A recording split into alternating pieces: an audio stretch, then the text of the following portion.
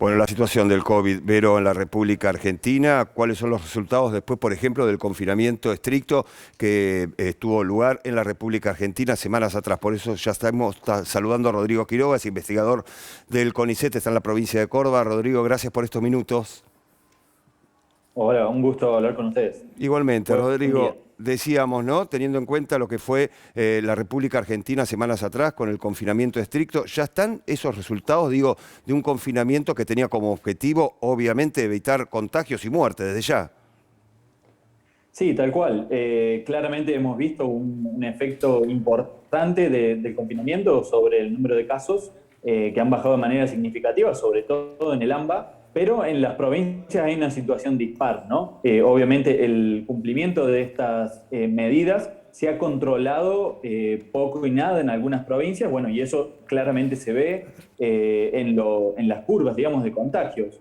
Si la medida no se cumple, no se controla, difícilmente puede tener un efecto sobre la curva de casos, ¿no? Al mismo tiempo, los casos que están bajando en el AMBA han bajado bastante, pero necesitamos que sigan bajando, ¿no? Seguimos teniendo un alto número de casos en muchísimas provincias y por lo tanto seguimos teniendo arriba de 500 a 600 fallecidos por día, ¿no? Si queremos que ese número baje, el número de casos tiene que seguir bajando, aunque por supuesto llega un momento donde el cansancio y el acatamiento de las medidas empieza a disminuir y por lo tanto es necesario algún tipo de relajamiento, pero es probable que necesitemos nuevamente algún tipo de restricciones de acá a 2 o 3 semanas, ¿no? Quiroga, esto quiere decir que se puede implementar esto que ya se ha hablado de las aperturas intermitentes, que en caso de que suban los contagios y obviamente las víctimas, se vuelva a un confinamiento estricto como el de los 9 días que estableció el gobierno nacional.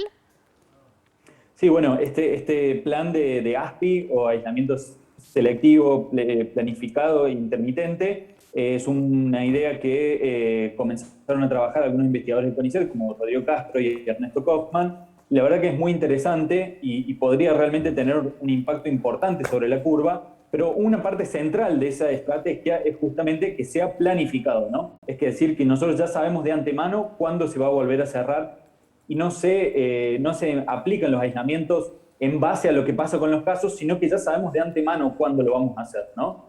Esto es una parte importante porque justamente permite que aumente el acatamiento y que de alguna manera se mitiguen los efectos negativos desde lo económico, social y educativo, ¿no?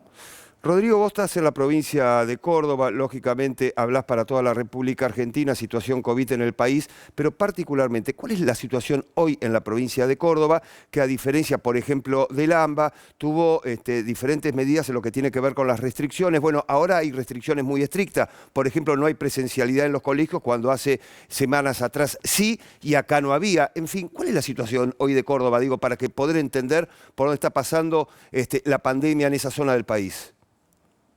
Bueno, cuando se tomaron las primeras medidas restrictivas a nivel nacional, acá en Córdoba se las adoptó de manera parcial y Ah, el control realmente fue muy bajo. Al mismo tiempo, desde el gobierno de la provincia se emitía un mensaje de tranquilidad, ¿no? ujú. Minimizando un poco la gravedad de la situación. Eso también hizo que el acatamiento de las medidas fuera muy bajo, ¿no? La situación rápidamente se agravó, como nosotros advertimos que era lo más probable que suceda, y la pandemia obligó al gobierno a implementar medidas más duras, ¿no? Sin embargo, nuevamente, esto genera una especie de confusión en la población, porque hasta hace 2 o 3 semanas nos decían que no había mayor problema, que Mm. había camas, que la situación no era grave, ¿no? Entonces, el acatamiento de las medidas realmente ha sido bajo, diría yo, complicado la Ah. situación hacia adelante, porque justamente los casos han comenzado a disminuir, pero muy, muy lentamente, ¿no? O sea, algo de efecto hay de las medidas que se han tomado, pero mientras no sea significativo el acatamiento, difícil pensar que la situación va a mejorar demasiado en las próximas semanas. Ahora, Rodrigo, ¿crees que para evitar precisamente este tipo de confusiones, que además se mezclan con cuestiones políticas, sería necesaria una ley que establezca en qué momento y bajo qué criterios epidemiológicos y sanitarios se abra o se cierre o se restrinjan algunas actividades en las diferentes jurisdicciones? Sí, absolutamente. Creo que de alguna manera despejaría esta incógnita constante que tenemos y estas incertezas y la ansiedad también que genera en la población desconocer en absoluto qué va a ocurrir en las próximas semanas, ¿no?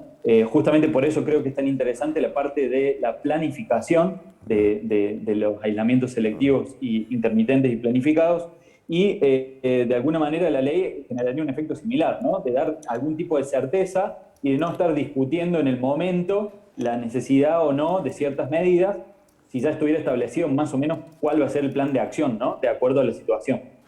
Gracias, Rodrigo, gracias por estos minutos.